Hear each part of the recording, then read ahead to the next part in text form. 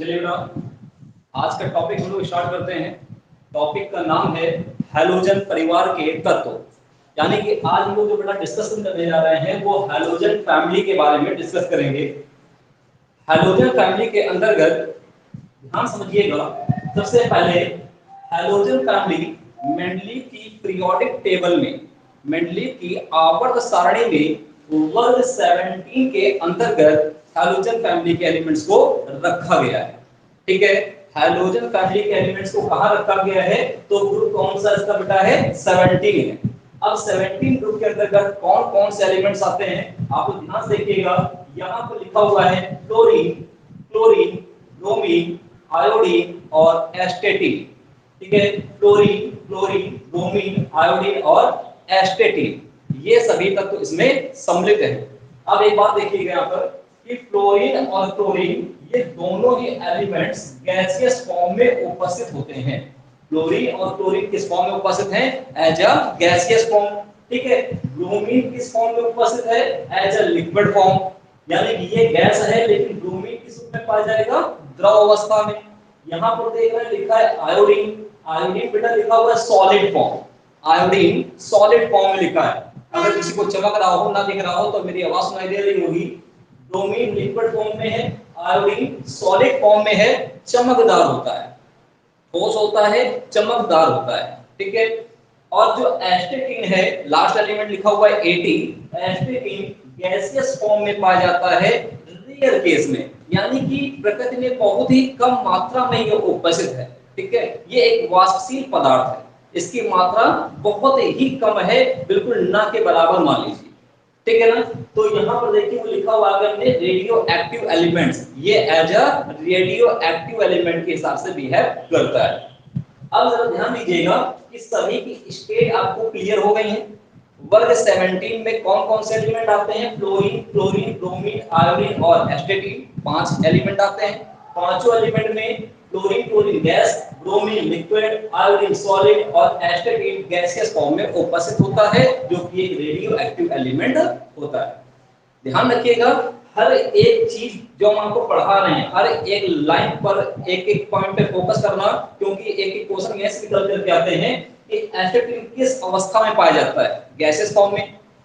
Halogen family में उस तत्व का नाम बताइए जो रेडियो एक्टिव गुणों के समान व्यवहार दिखाता है। तो बेटा कौन सा एलिमेंट है? एस्टेटिन है। ठीक है, सबसे चमकदार तत्व कौन है इसमें से? हैलोजन फैमिली में सबसे चमकदार कौन होता है? वो आयोडीन होता है। हैलोजन फैमिली में नहीं बल्कि पूरे जितने भी एलिमेंट्स हैं उनमें एक क्वेश्चन ये बनता है कि उस धातु का नाम बताइए जो द्रव अवस्था में पाई जाती है। याद रखिएगा, जितने भी एलिमेंट्स हैं उनमें से ब्रोमीन एक ऐसा एलिमेंट है जो नॉन मेटल के साथ साथ लिक्विड फॉर्म में पाया जाता है। ठीक है, नॉन मेटल यानी कि अधातु के साथ साथ कैसा है? लिक्विड फॉर्म में पाया जाता है। अधातु में तो बहुत है, जैसे helium, neon, argon, krypton, xenon, radon, तो ये सब भी हमने जो बोला ये सब क्या है? नॉन मेटल हैं, अधातु हैं। लेकिन खास बात क्या है कि इनमें द्रव अवस्था का कोई गुण उपस्थित नहीं होता है, सब ये कैसे हैं? गैसियस फॉर्म में। आगे आइएगा, लिखा हुआ इसी में क्लोरीन सबसे अधिक क्रियाशील अधातु होती है। अधातुओं में जितनी भी अधातुएं पढ़ते हैं उनमें सबसे अधिक क्रियाशील अधातु का नाम अगर पूछेंगे तो वो कौन सी है? क्लोरीन। और सबसे क्रियाशील धातु का नाम अगर पूछेंगे तो वो है सीजियम। ठीक है, सबसे अधिक क्रियाशील अधातु कौन सी है? क्लोरीन। और धातु कौन सी है? तो वो है सीजियम। ठीक है, दोनों पॉइंट क्लियर हो गए आपको अच्छे से। आयोडीन की खास बात लिखी हुई है यहाँ पर, स्पेशल पॉइंट्स है बेटा, ये जितने एलिमेंट्स हैं इनके स्पेशल पॉइंट्स हैं वो ध्यान दीजिएगा। आयोडीन की खास बात लिखी हुई है, ये चमकदार अधातु है और इसमें ऊर्ध्वपातन का गुण भी उपस्थित होता है। ऊर्ध्वपातन का गुण आप जानते हैं, ऊर्ध्वपातन किसे कहते हैं? जब किसी ठोस पदार्थ को गर्म किया जाए तो वह बिना द्रव में बदले सीधे गैस में परिवर्तित हो जाता है। ठीक है, इस पदार्थ को या इस क्रिया को ही क्या कहते हैं हम लोग? ऊर्ध्वपातन कहते हैं। बस हमारे तो इसमें क्या है? आयोडीन में ये चमकदार होती है, चमकदार अधातु के रूप में, और इसमें ऊर्ध्वपातन का गुण भी उपस्थित होता है। ब्रोमीन की खास बात क्या है बेटा कि यह द्रव अवस्था में एकमात्र अधातु, अभी हमने आपको ऊपर ही बताया था कि इसकी क्या खास बात है। ठीक है, यही एकमात्र ऐसा एलिमेंट है जो द्रव अवस्था में अनात्मिक रूप में उपस्थित होता है। एस्टेटिन की क्या खास बात है? तो ये एज क्या है, रेडियो एक्टिव एलिमेंट है। अब आप लोग सोच रहे होंगे कि इसमें क्लोरीन नहीं लिखा गया है, क्लोरीन की क्या खास बात? तो क्लोरीन की कोई स्पेशल प्रॉपर्टी नहीं है, ठीक जैसे वो अदर गैसेस मॉलिक्यूल होते हैं उसी प्रकार से क्लोरीन की उपस्थित होती है, तो कोई स्पेशल प्रॉपर्टी इनके तरह उसमें नहीं, ठीक है ना। बाकी क्लोरीन का यूज तो बहुत ज्यादा है, लेकिन स्पेशल जो प्रॉपर्टी होती है वो उसमें नहीं है। तो कुल मिलाकर के आपको ये पॉइंट समझ में आ गए, ये पूरी चीज क्लियर हो गई, ये अवस्था का पॉइंट था और ये इसके स्पेशल क्वांटिटी या स्पेशल प्रॉपर्टी हम लोग कह सकते हैं। उसके बाद ये सभी जितने एलिमेंट्स हैं, पांचों एलिमेंट्स की खोज किसने किसने की थी, नाम सुन लीजिएगा, क्योंकि ये क्वेश्चन जीएस लेवल में एक नंबर के आते हैं ऑब्जेक्टिव फॉर्म में। क्या लिखा हुआ है कि हेनरी मॉइसन, हेनरी मॉइसन ने सबसे पहले क्लोरीन की खोज की थी। हेनरी मॉइसन ने सबसे पहले क्लोरीन की खोज की थी। अब जब हम लोग टॉपिक के अंदर डिस्कस करेंगे तो किस सन में की थी, कैसे की थी, क्या की थी, वो सब लोग टॉपिक के अंतर्गत इसमें डिस्कस करेंगे नेक्स्ट वीडियो में। फिलहाल हम लोग भी डिस्कस कर रहे हैं कि क्लोरीन की खोज किसने की थी, हेनरी मॉइसन ने। क्लोरीन की किसने की थी बेटा, सीले नामक वैज्ञानिक ने। ब्रोमीन की याद रखिएगा बैलार्ड, बैलार्ड को ऐसे याद रखिएगा जैसे बैल याद रखते हैं, ठीक। ब्रोमीन कैसा है, अभी ना कहना बैल है, ठीक है। तो ब्रोमीन जैसा तो बैल याद रखते हैं वैसा रखना कि बैलार्ड नामक एक वैज्ञानिक है, बैलार्ड ने ही ब्रोमीन की खोज की थी। नीचे लिखा हुआ है आयोडीन, आयोडीन को सबसे पहले प्राप्त करने वाले वैज्ञानिक कोर्टाइस, वैज्ञानिक का नाम सुन लीजिएगा, कोर्टाइस नामक वैज्ञानिक। एस्टेटिन के बारे में एक बात बता दें आपको कि एस्टेटिन को अभी तक किसी भी वैज्ञानिक ने कृत्रिम रूप से प्राप्त नहीं किया है, ये बहुत ही कम मात्रा में उपस्थित है, ये वाष्पीकृत पदार्थ है। इसका शोध सन 1740 ईस्वी से चला, ठीक है, लेकिन अभी तक इसका शोध पूरी तरह से कंप्लीट नहीं हो पाया है। किसी वैज्ञानिक का ये निशान नाम नहीं आ सकता इसमें कि नहीं इन्होंने ही इसका पूरा स्पष्टीकरण दिया है। शोध शुरू करने वाले वैज्ञानिक का नाम आपके सामने लिखा हुआ है डेल आर पोर्सन, डेल आर पोर्सन, ये जो वैज्ञानिक हैं इन्होंने 1740 ईस्वी में इसकी प्रॉपर्टी को एक्सप्लेनेशन के लिए आगे अध्ययन करने के लिए बहुत सी बड़ी कमेटी गठित की, लेकिन आज तक उसका निष्कर्ष नहीं निकला, ना जाने कितने वैज्ञानिक आए और चले गए, ठीक है ना। तो ये तो खास बात थी एस्टेटिन की। तो किसने किसने किसकी खोज की है ये आपके दिमाग में आ गया होगा। अब ये तीनों पॉइंट आपके दिमाग में अच्छे से बेटा फीड हो गए होंगे, ठीक है। अब पढ़ते हैं हम लोग हैलोजन फैमिली की विशेषताओं के अंतर्गत, हैलोजन परिवार के तत्व की विशेषताओं के अंतर्गत ध्यान से देखिएगा। यहां पर आप सब लोगों को अच्छे से दिखाई दे रहा होगा। नंबर 1 पॉइंट लिखा हुआ है स्थान, आवर्त और वर्ग में। बेटा जितने भी एलिमेंट्स हैं, कौन कौन से एलिमेंट्स हैं, फ्लोरीन, क्लोरीन, ब्रोमीन, आयोडीन और एस्टेटिन, ठीक है ना। ये सभी एलिमेंट्स आवर्त सारणी में को स्थान कहां दिया गया है, तो सभी को पता है कहां पर दिया गया बेटा। हम लोग उसको क्या बोल सकते हैं, क्लोरीन को क्या कहते हैं हम लोग, 7th ए ग्रुप के एलिमेंट्स, ठीक है। यानी कि वर्ग उपवर्ग अगर जोड़ेंगे तो हम लोग क्या बोलेंगे 17, ठीक है। और वैसे बोलेंगे तो क्या बोलेंगे 7th ए ग्रुप। तो ये बेटा हमारा क्या है 7th ए या 17 वर्ग। तो ये सब हमारे किसके अंतर्गत आ रहे हैं, 7th ए के अंतर्गत। कोई दिक्कत तो नहीं आ रही किसी को, बढ़िया समझ में आ रहा है। अगर हम लोग, ये तो हो गया बेटा वर्ग की बात, ठीक है। अभी हम लोग अगर बात करें इसमें आवर्त की, तो सबको पता है कि हर एक का आवर्त अलग होता है। पहले आवर्त में केवल 2 ही एलिमेंट आते हैं, कौन कौन से, हाइड्रोजन और हीलियम। दूसरे एलिमेंट, दूसरे आवर्त में कौन कौन से आते हैं, lithium, beryllium, boron, carbon, nitrogen, oxygen, fluorine और नियॉन। ये कौन सा है, दूसरा आवर्त, जो भी हमने बोला। तो बेटा ये कौन सा हो गया हमारा दूसरा आवर्त, ये कौन सा हो गया तीसरा, चौथा, पांचवा और छठवां, ठीक है ना। तो वर्ग कौन सा है इसका 7, और आवर्त कौन सा है, तो प्रत्येक एलिमेंट का आवर्त दूसरा, तीसरा, चौथा, पांचवा, छठवां, इस प्रकार से हम लोग इसको इंडिकेट करेंगे, ठीक है। तो चलिए हम लोग आगे बढ़ते हैं। स्थान क्लियर हो गया आप लोगों को। अगला पॉइंट देखिए बहुत ध्यान से, क्या लिखा हुआ है, पढ़िए इसको।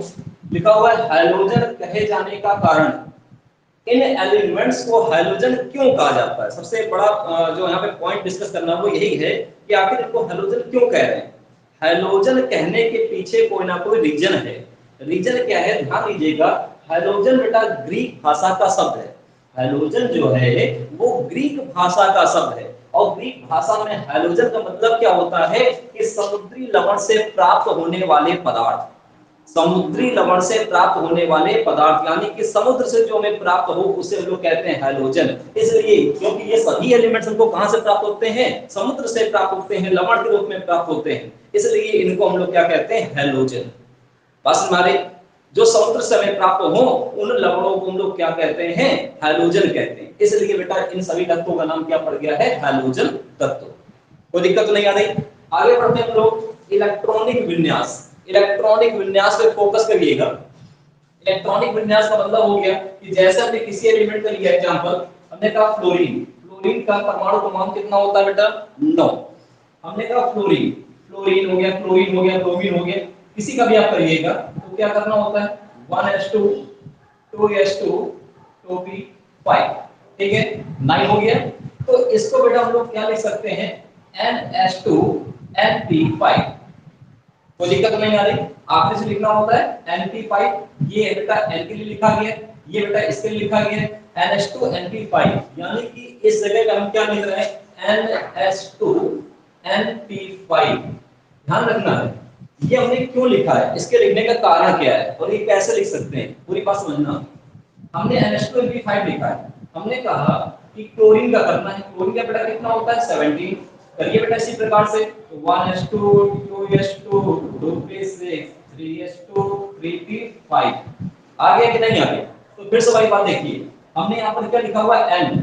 n का मतलब यहाँ पर लास्ट वाले सेल से था, तो वही यहाँ पर भी आ जाएगा। बताइए ये NP5 है कि नहीं, ठीक, क्योंकि n की संख्या फिक्स नहीं, वो जिस तरह से आवर्त या एलिमेंट के नंबर बढ़ेंगे उसी प्रकार से आगे इंक्रीमेंट करेगा।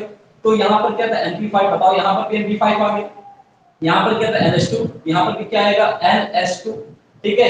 तो लास्ट के दो एलिमेंट्स को हमने इंडिकेट कर दिया NH2 NP5। एलिमेंट कोई भी हो सबका इलेक्ट्रॉनिक विन्यास यही आएगा NH2 NP5, और जो N है ये डिपेंड करेगा, किस पे डिपेंड करता है बेटा, ये आवर्त पे डिपेंड करेगा कि कौन से आवर्त का एलिमेंट है।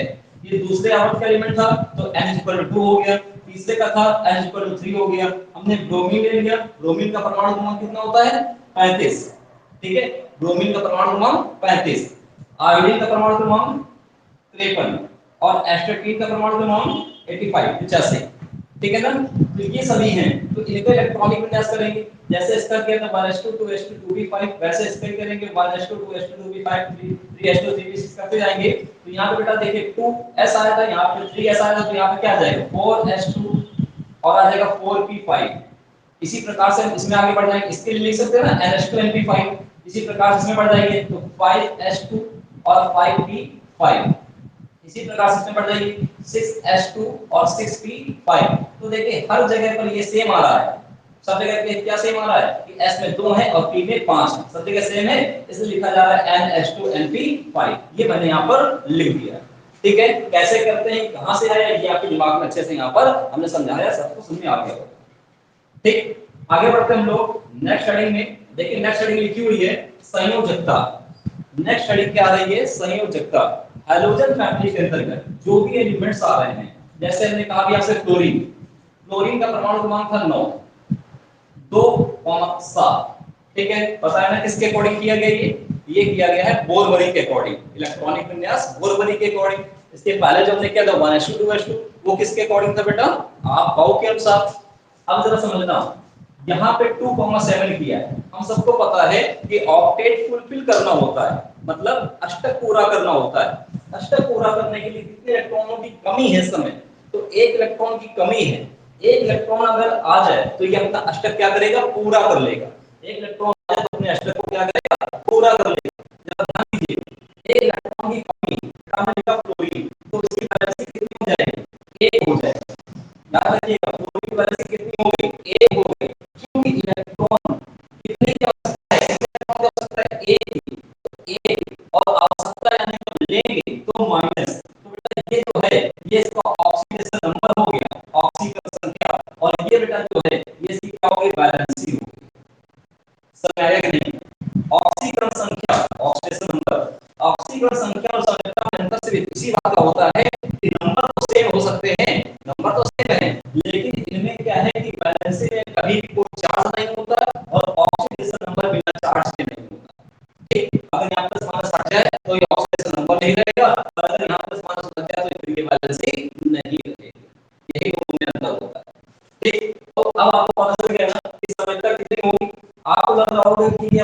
क्लोरीन की बताइए, नहीं, ये हमने सभी एलिमेंट्स की बता दी, क्योंकि जो प्रॉपर्टी क्लोरीन की है वही क्लोरीन, वही ब्रोमीन, वही आयोडीन सबका सेम आएगा। एक एग्जांपल दिखाते हैं, क्लोरीन का हमने 17 लिखा, तो 2 8 7, आखिर में देखिए क्या आ गया 7, इसमें इलेक्ट्रॉन कितने हैं, एक कम आ गया ना, सब कुछ सेम आएगा कि नहीं आएगा, पूरा प्रोसेस सेम हो जाएगा ना। इसलिए ध्यान रखिएगा। और एक बात बता दें कि ये जितने भी एलिमेंट्स हैं बहुत अधिक क्रियाशील होते हैं, क्योंकि इनमें एक इलेक्ट्रॉन की क्या है, कमी है। जिनके अष्टक पूरे होते हैं वो अक्रिय हो जाते हैं। अगर यहीं पर एक इलेक्ट्रॉन आ जाए तो यहाँ पे इलेक्ट्रॉन कितने हो जाएंगे, 2 और 8 10, यानी कि क्या बन जाएगा, नियॉन। टॉपिक नंबर 10 किसका होता है, नियॉन का। तो नियॉन कैसा है, अक्रिय। जिसके अष्टक पूरे हो जाते हैं वो एलिमेंट कैसा होता है, अक्रिय हो जाता है। ध्यान रखना यहाँ पे भी अष्टक पूरा नहीं है, एक इलेक्ट्रॉन की कमी है, इसलिए बेटा ये क्या करेगा, अधिक क्रियाशीलता को व्यक्त करेगा। अब हम लोग आगे बढ़ते हैं, ठीक है। यहाँ पर किसी को दिक्कत नहीं आ रही, तो इसकी बैलेंसिंग यहाँ पे डिक्लेयर कर दे रहे हैं। इसकी बैलेंसिंग यानी कि संयोजकता कितनी होगी, तो संयोजकता होगी 1 होगी, ठीक। संयोजकता कितनी होगी, 1 होगी, ठीक। और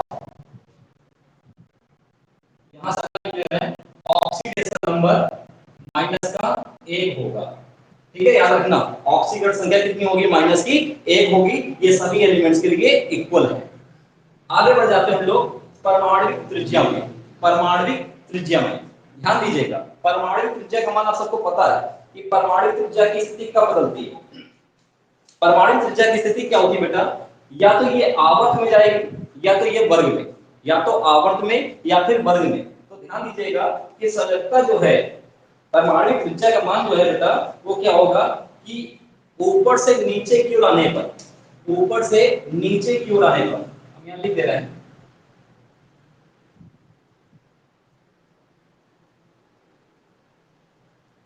ऊपर से नीचे जाने पर परमाणविक त्रिज्या का मान क्या होता है, बढ़ता। परमाणविक त्रिज्या बढ़ती, समझ गए। ऊपर से नीचे जाने पर परमाणविक त्रिज्या का मान क्या होता है, बढ़ता जाता है, ठीक है ना। ऊपर से नीचे की ओर आएंगे तो परमाणु त्रिज्या मान क्या होगा बेटा, बढ़ता जाएगा। आगे आगे लिखा हुआ द्विक परमाणु, इसको हम लोग कहते हैं डबल या डाइपोल एटॉमिक या डाई एटॉमिक, ठीक है। डाई एटॉमिक मोस्टली बोला जाता है। तो द्विक परमाणु किसे कहते हैं, द्विक परमाणु, त्रिक परमाणु, ये है क्या, मतलब समझना ध्यान से। इसका मतलब बेटा ये होता है कि जितने भी एलिमेंट्स लिखते हैं, चाहे वो फ्लोरीन ब्रोमीन या कोई भी लिखें, तो वहां पर क्या होता है, हम लोग ऐसे लिखते हैं F2, ऐसे लिखते हैं Cl2, Br2, ठीक है, I2, ये लिखा जाता है। अगर ये एक परमाणु होते तो हम लोग क्या लिखते हैं, F, Cl, Br।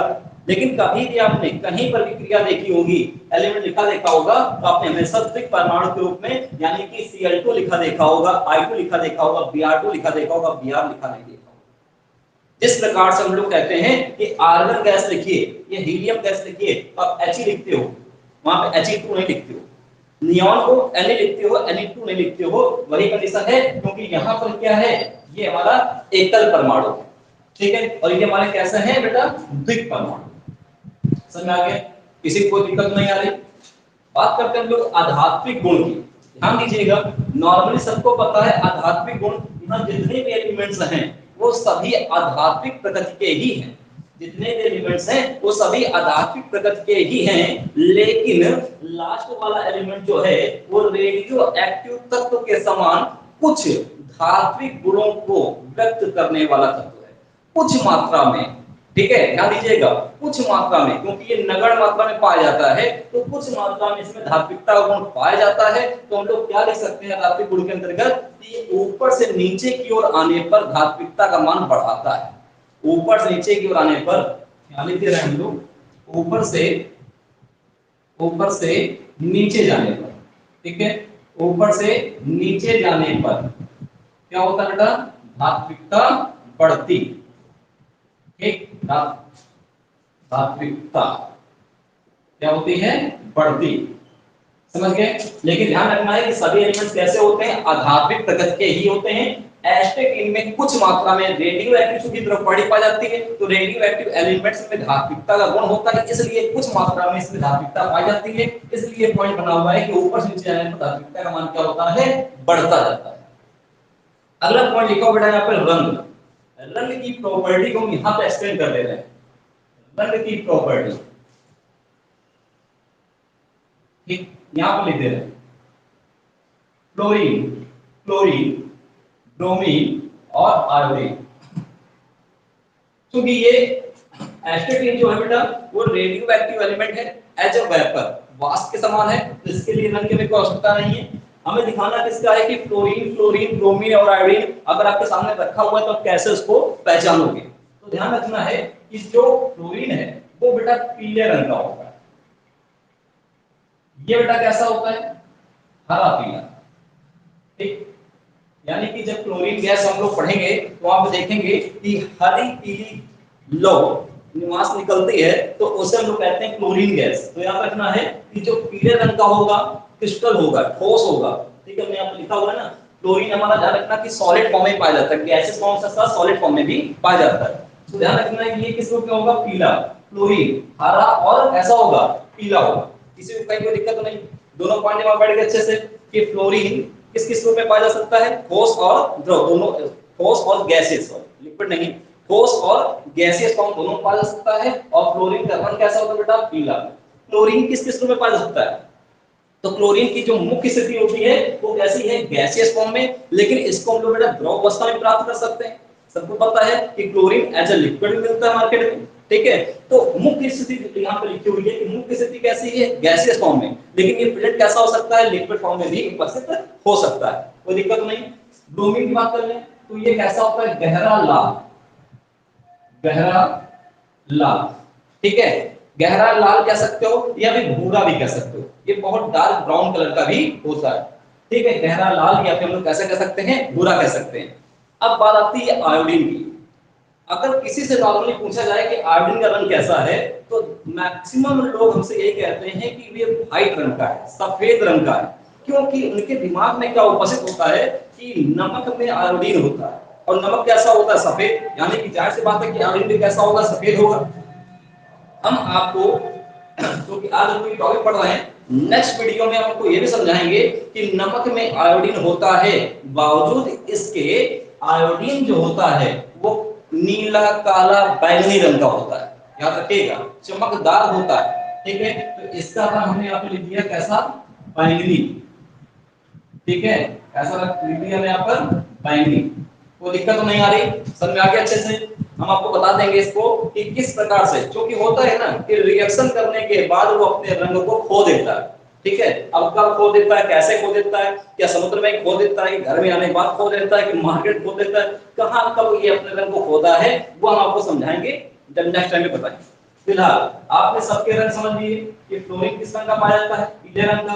क्लोरीन बेटा हरा और पीला। ब्रोमीन कैसा होता है, गहरा और लाल होता है, यानी गहरा लाल है, डार्क है। और आयोडीन किस रंग का है, बैंगनी। ठीक है, एस्टेटिन बेटा एज अ वेपर ग्रुप में है, तो वहां पे कलर दिखाने की आवश्यकता हमको नहीं। अब हम लोग आगे बढ़ते हैं, लिखा हुआ है 9 नंबर पे अवस्था। अवस्था का मतलब ये ठोस और गैस नहीं, अवस्था का मतलब समझिएगा किस तरह से है, मुक्त अवस्था में नहीं मिलते। मुक्त अवस्था में नहीं मिलने का मतलब समझते हैं, यानी कि ये हमेशा ध्यान रखना कि संयुक्त अवस्था में उपस्थित है। बेटा हम आपको बता दें, कभी आपने सुना होगा, कभी कभी हर एक एलिमेंट में लिखा होता है कि मुक्त अवस्था में प्रतिबिंब नहीं पाया जाता है, ये संयुक्त अवस्था में नहीं पाया जाता है। मतलब क्या होता है, मुक्त अवस्था और संयुक्त अवस्था हम दोनों समझाते हैं आपको। जैसे हम आपसे बोले, देखिए ध्यान से, हमने कहा कि हमें Cl चाहिए, हमें क्या चाहिए, Cl, या हमें Cl कहां से प्राप्त होता है, तो हमें NaCl के रूप में प्राप्त होता है, NaCl के रूप में। हमें ब्रोमीन कहां से प्राप्त होता है, तो बेटा KBr के रूप में प्राप्त होता है। हमें आयोडीन कहां से प्राप्त होता है, तो हमें पोटेशियम आयोडाइड के रूप में प्राप्त होता है। ठीक है, ये सब एलिमेंट्स हमको सिंगल नहीं मिलते हैं। ये नहीं होता है कि समुद्र से हमको डायरेक्ट क्लोरीन मिल गया, डायरेक्ट ब्रोमीन मिल गया, डायरेक्ट आयोडीन मिल गया, नहीं, हमको किस रूप में मिलता है, तो NaCl के रूप में, KBr के रूप में, Ki के रूप में, HF के रूप में। ठीक है, इस रूप में हमको ये प्राप्त होता है। तो इसे हम लोग क्या कहते हैं, संयुक्त अवस्था। इसे हम लोग क्या कहते हैं, संयुक्त मतलब क्या होता है, किसी न किसी के साथ कंबाइन होना। किसी ना किसी के साथ क्या है, कंबाइंड है, अकेला है क्या, नहीं, ये कंबाइंड हो गए। तो ये कौन सी अवस्था है, संयुक्त अवस्था है। इसे हमने क्या लिख दिया, संयुक्त अवस्था। ठीक है, तो हमने भी यहाँ पर क्या लिखा था कि मुक्त अवस्था में नहीं मिलता है, क्या ये मुक्त अवस्था में है, नहीं, यानी कि संयुक्त अवस्था में इस प्रकार से ये हमें एलिमेंट्स प्राप्त होते हैं। आगे लिखा हुआ है क्रियाशीलता। सभी लोगों को पता है कि ये कितने क्रियाशील होते हैं। ठीक है, क्रियाशीलता के आधार पर यौगिकों का बेटा निर्माण होता है। क्रियाशीलता के आधार पर यौगिकों का निर्माण होता है। जितने भी हम लोग यौगिक बनाते हैं, जिनमें भी ये सब एलिमेंट्स आते हैं, फ्लोरीन, क्लोरीन, ब्रोमीन, आयोडीन, जितने भी कृत्रिम यौगिक बनाते हैं उन सब की क्रियाशीलता हम लोग यहाँ पे इंडिकेट करेंगे। अगर आपसे कोई पूछे कि क्रियाशीलता यानी कि सबसे अधिक क्रियाशील तत्व कौन सा है, तो आप सबको बता चुके हैं, अब इसके पहले पॉइंट बता चुके थे कि इनमें सबसे अधिक क्रियाशील कौन है, क्लोरीन है। तो आपको पता चल गया होगा कि ऊपर से नीचे आने पर, ऊपर से नीचे आने पर, ऊपर से नीचे आने पर क्रियाशीलता यानी कि रिएक्टिविटी, रिएक्टिविटी, ठीक है, बच्चे इसमें जुड़े हुए हैं वो ध्यान देंगे। रिएक्टिविटी क्या होती है बेटा, घटती है कि बढ़ती, रिएक्टिविटी इसकी क्या होती है, आप बता देंगे ना, ऊपर से नीचे आने पर रिएक्टिविटी इसकी क्या होगी बेटा, घटती। ठीक है, क्योंकि क्लोरीन सबसे ऊपर है और उसकी क्रियाशीलता सबसे ज्यादा है। तो हमने क्या लिख दिया इसमें, ऊपर से नीचे आने पर क्रियाशीलता इसकी क्या होती है, घटती, ऊपर से नीचे आने पर घटती है। ऊपर वाले एलिमेंट की क्रियाशीलता कैसी होती है, सर्वाधिक होती है, जो कि यहाँ पर भी लिखा हो, सबसे अधिक क्रियाशील अधातु का नाम कौन सा है, क्लोरीन है। सभी लोगों को समझ में आ गया अच्छे से। तो हैलोजन फैमिली के अंतर्गत आज आपने तो ये सीखा। अब हम आपको बता दें कि इसमें से मैक्सिमम क्वेश्चन मैंने वो उठा के रखे हैं जो जीएस लेवल को बिलोंग करते हैं, जी के लेवल को बिलोंग करते हैं। जनरल नॉलेज से संबंधित बहुत सारे इसमें ऐसे क्वेश्चन हैं जो आपको एग्जाम में मिलेंगे। जैसे रेडियोएक्टिव वाला बताया था, कम मात्रा में उपस्थित होने वाला तो भी है, किस अवस्था में होता है, ये एलिमेंट्स क्वेश्चन बनाता है। सबसे अधिक क्रियाशील अधातु का नाम बताइए। चमकदार ऊर्ध्वपातन रखने वाले तत्व का नाम बताइए, तो कौन सा है हमारा, आयोडीन। ठीक है, इनमें किसकी खोज किसने की थी, ये पूछे जा सकते हैं क्वेश्चन आपसे। उसके बाद इनमें बेटा हैलोजन क्यों कहा जाता है इन्हें, ठीक है, हैलोजन क्यों कहा जाता है, ये कहां से प्राप्त होते हैं, ठीक है, ये मुक्त अवस्था में नहीं मिलते, संयुक्त अवस्था में मिलते हैं, किस रूप में मिलते हैं, ये पूछा सकता है। ठीक है, आधात्मिक गुण कैसा होता है, इनमें आधात्मिकता का गुण होने के बावजूद कौन सा एलिमेंट है जो कुछ मात्रा में धात्विकता दिखाता है। तो ये सभी आपके सामने जितना भी लिखा हुआ है, समझाया मैंने, इन सबको आप अच्छे से पढ़िएगा ताकि ये इंटर लेवल के साथ साथ ये आपको कंपटीशन लेवल में सहायक हो सके। ठीक है बेटा, आज के वीडियो में हम इतना ही रखते हैं, फिर मिलेंगे हम लोग नेक्स्ट वीडियो में इसी के आगे नेक्स्ट वीडियो लेक्चर के साथ। Okay, thank you.